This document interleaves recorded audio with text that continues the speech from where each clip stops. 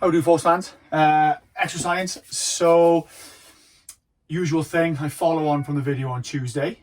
Tuesday's video was myth busting and why females should lift heavy.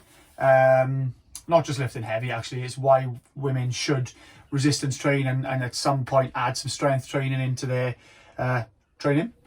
I'm going to follow that by sort of backing up why strength training is important in general, but also how you can do that. And it's not just in terms of, picking up a heavy barbell. I'm not saying everyone should deadlift or everyone should squat. In actual fact, I'm going to try and give you some background as why strength training is important for our general health, but then also what we can do to keep strength training without having to strength train. All right, that makes sense. So to start with, what is strength training? Then I'm going to go into why, and then I'm going to go into how we can do it that's not typically your normal strength training, okay? The what it is and how we can do it, they'll link closely together. The why in the middle, though, is kind of the really important bit. All right, so what? I've talked about it a bunch before. What is strength training? Well, it's increasing the level of effort that your muscles can produce when required. Okay, so it's being able to produce a level of effort on command. Okay, so strength is actually defined as the level of force that muscle can produce through voluntary contraction. Not always voluntary, but in terms of strength conditioning, in terms of the gym, it's typically voluntary, okay? Something you're trying to produce, some level of effort you want, some level of effort you're trying to produce. If you think about it in terms of sport or in terms of output in the gym, you're trying to produce that. But very often then it becomes something that's almost subconscious and almost involuntary. You produce it as a matter of need and a matter of response. Now it's that part that sort of links in or highlights why strength is important for health. It makes us more resistant. Okay, so strength training has a direct impact on your skeletal system, your muscular system, and your connective tissue. We touched on that in Tuesday's video to do with why women should strength train or add some strength training to their training. But the long and short of it is, the more you strength train or the stronger you try and become, the more resistant your body is overall, okay? The stronger it gets. Now, let's dig into that a little bit. Your skeletal system, okay, let's start like we did last time, start with the bones. During strength training, you're loading and physically placing some stress through a load on your bones, okay? You're asking your bones to absorb and resist against the load. Now that causes some stress and some forces to be put directly through the bones, which in the same way your muscles do, causes some remodeling and some regrowth and some rebuilding of the bones.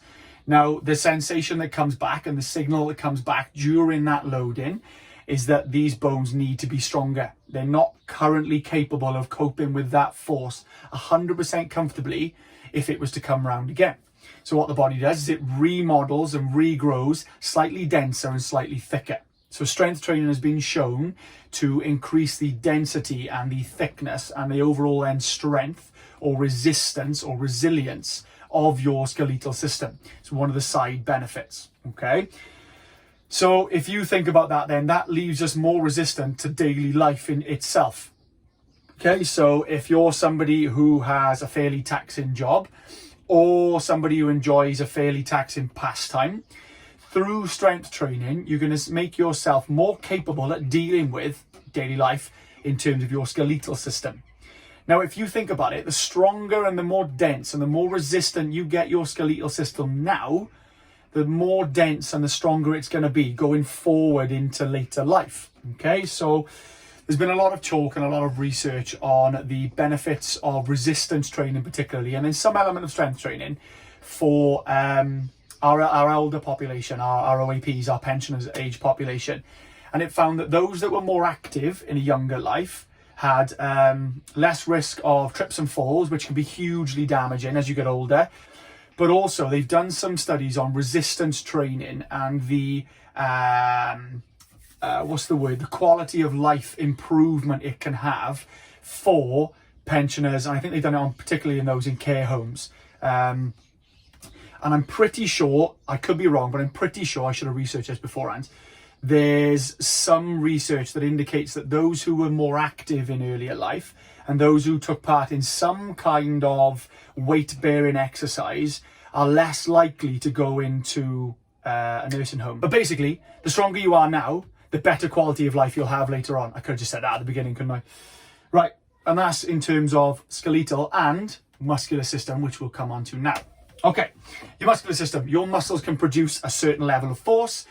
Getting stronger means that you can produce more effort when required from the muscles. Okay, now they use the bones to do that. They use the joints to do that. They're quite closely related in terms of movement. But if your muscles can produce more force, then daily life is going to be easier. Okay? You're walking up the stairs will be easier, picking the kids up will be easier, getting in and out the car will be easier, carrying the shopping in from the house will be easier. I've talked about this at length before in my earliest one of my, I think it was my first Shed Science video. But essentially, the stronger you are, the easier daily life is, and the less taxing it will become. Now, there are a variety of health implications for that, but essentially, the more robust, the stronger you are, the more resilient, the more robust you are from muscular throughout more systematic and more widespread health benefits. Heart, lungs, blood vessels, muscular system, bones, the works. Okay, so strength training and resistance training itself has a massive health benefit on you currently, but also if you think about it, the stronger you are now and the stronger you get and the stronger you maintain through your life will leave you stronger later in life. Okay, and I'll bring you back to those studies. The stronger you are now, the less likely you are to suffer from health implications later on down the line that would typically be deemed connected to people who haven't done those exercises. Okay, there's a multitude of studies out there that state again that physical activity and again resistance exercise is more beneficial for a better quality of life later on down the line. Okay, last one, connective tissue. These need some stress to get thicker and to get stronger. It's one of the reasons why when people come back from a ligamentous, a tendinous issue, a connective tissue injury, we eventually start loading them up to thicken the connective tissue and make it more dense and stronger. Okay, again, that all leads later on down the line to a greater quality of life, not just now, but later on down the line. Okay, so strength training isn't just about getting strong, it's about making you robust and more resilient now and later in life. Okay, let's have a look. Oh, how? Right, so this is quite important at the moment, but because you've got less access to the gym, but also in general, when we say resistance training or strength training, I suppose people always think of squat, deadlift, bench, pull, some kind of barbell weighted exercise. Doesn't necessarily mean that. One of the best strength coaches in the world, Dan John, KP's a big fan of him, talks about different methods of staying strong as you get older. And one of his biggest things is awkward object training, or training slightly differently and training the body in a more natural, more economical manner. Or economical maybe is the correct word, but basically he talks about carrying things quite a lot.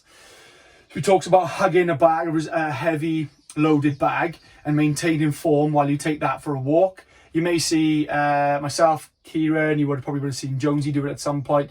Toff's a big fan, apart from his arms dragging the floor. But carrying stuff, picking stuff up and carrying it, taking it for a walk and fighting the load through your hands, but controlling it through the midline and moving the load with your legs. That's a full body strength exercise. Okay, you got other things like if you struggle to squat or you struggle to deadlift, you can get a similar load through your legs by pushing and pulling something up and down the turf, or pushing and pulling something outside of the gym. If you've got a heavy rock in your garden, do it safely, but you could pick that up and put it down. As long as you're doing it with good technique and that you're safely picking that up and putting it down, that's strength training. Okay, you don't necessarily have to have a barbell to do some element of strength training. okay? And you don't have to have access to a gym or access to some training equipment to get the health benefits of resistance or strength training. Load yourself up in some manner and move with good form and good technique for an extended period of time. Okay, hopefully that's given you some ideas of why we should strength train or why we should resistance train, what it is and how you can do it. If you've got any questions, let me know. Drop them in the comments. We'll get around to answering them. Start that conversation, guys. Ask us some questions. See you soon.